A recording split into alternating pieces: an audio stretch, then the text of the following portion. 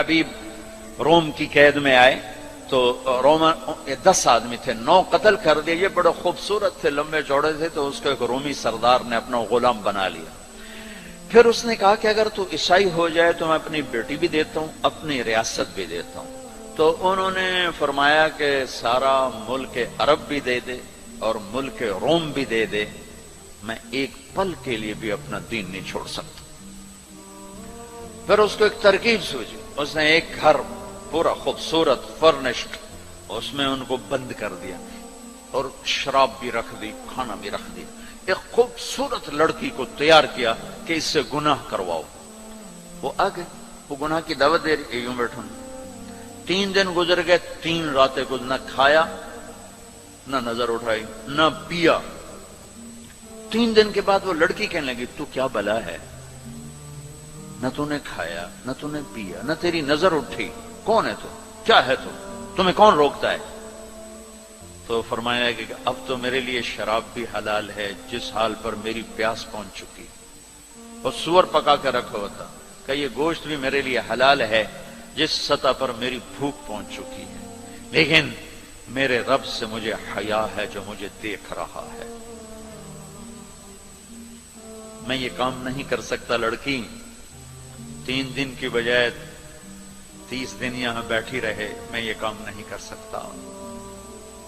میری جوانی امانت ہے، اس پہ داغ نہیں لگ سکتا. وہ کہنے لگی تیرے جیسے انسانیت کے تاج کو میں قتل نہیں ہونے دوں گی، میں تمہیں چھڑاؤں گی.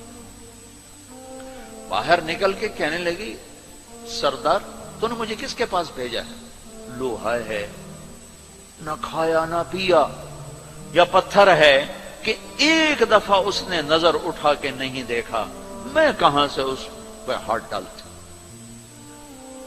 اور پھر رات کو آئی، ایک تھیلے میں کچھ کھانا اور ایک مشکیزے میں تھوڑا پانی، اور اس کو چپکے سے نکالا. کہا کہ یہ دیکھو تارا، قطب ستارہ دیکھا، کہ اس کو یہاں رکھنا کندھے پر اور چلتے رہنا، رات کو چلنا دن میں چھپنا. اگر اس کو تم نے اس سیدھے کندھے کے ساتھ رکھا تو ایک دن تم عراق پہنچ جاؤ گے.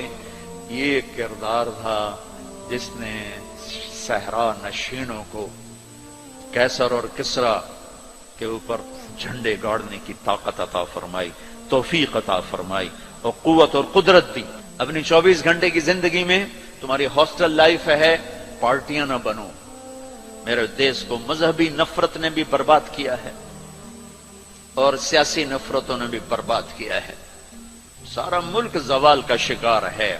میں سیاستدانوں کا صرف گلہ نہیں کرتا ہوں، میرا تو ریڑھی پہ سیب بیچنے والا بھی بددیانت ہے، خائن ہے. تو میں سیاستدانوں کا گلہ کیا کروں، میں افسران کا، بیوروکریسی کا رونا کیا روں. ہمارا تو چپڑاسی بھی بددیانت ہے. اللہ اس کے رسول کی غلامی کو ڈھونڈو ڈھونڈو. مذہبی نفرتوں کا شکار مت ہو. ہماری نسلوں میں بڑے دکھ سے یہ باتیں کہہ رہا ہوں کہ جیسی نفرت میں نے پاکستان میں دیکھی ہے مذہب کی، پوری دنیا میں کہیں نہیں دیکھی.